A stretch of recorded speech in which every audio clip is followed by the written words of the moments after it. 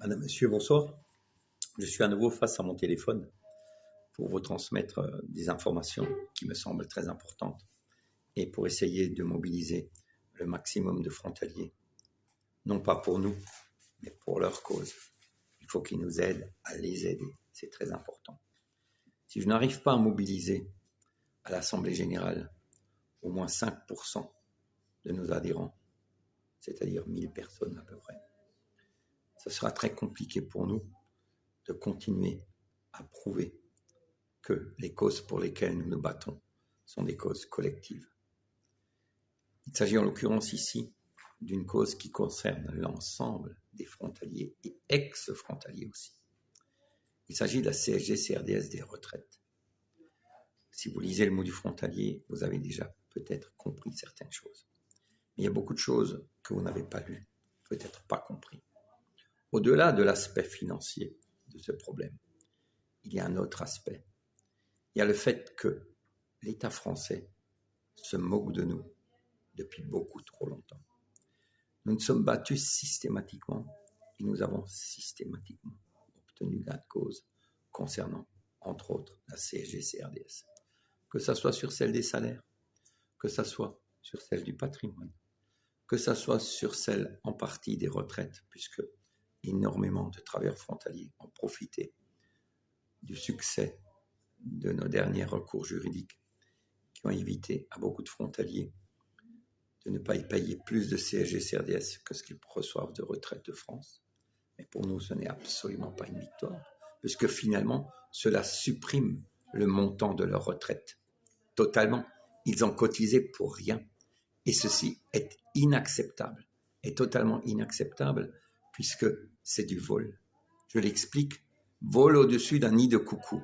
Pourquoi vol au-dessus d'un nid de coucou ?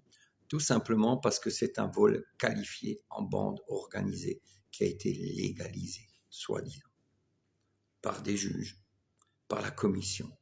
Et c'est intolérable, puisque les seuls et les plus compétents pour légaliser et pour répondre à cette question sont les juges de la Cour européenne de justice.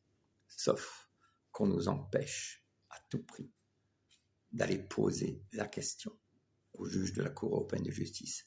Pourquoi ? Parce qu'ils connaissent parfaitement la réponse. Si nous avions tort, il se ferait un plaisir d'aller poser la question pour nous clouer le bec. Mais ils n'osent pas le faire. Ils savent très bien pourquoi. Ils connaissent la réponse. Maintenant, il faut impérativement que le 8 décembre, à 18h30, au Palais des Expositions, nous soyons très nombreux.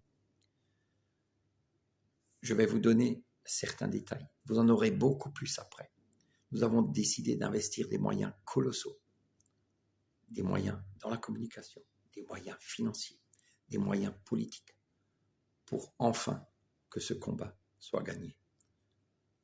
Je donnerai toutes les informations le soir de l'Assemblée générale, mais je veux vous consulter et je veux que vous soyez vraiment présents. Bien sûr, l'un ou l'autre travaille le vendredi soir, très tard. J'en suis conscient. Bien sûr, l'un ou l'autre a des rendez-vous très, très importants. Il y a aussi les repas de Noël avec les entreprises, etc. Mais je suis sûr que parmi nos 19 000 adhérents, il y en a bien 2-3 000 qui devraient avoir le temps de se déplacer et d'investir dans ce temps. Je compte sur vous. Il y aura beaucoup d'autres vidéos, mais nous devons, en 2024, obtenir gain de cause. C'est l'année des élections européennes et nous allons leur apprendre à vivre. S'ils ne répondent pas, croyez-moi qu'on a des moyens importants. La capacité de mobilisation des frontaliers, non seulement du Haut-Rhin, puisque s'associent à nous le Bas-Rhin, la Moselle et l'Ain et la Haute-Savoie.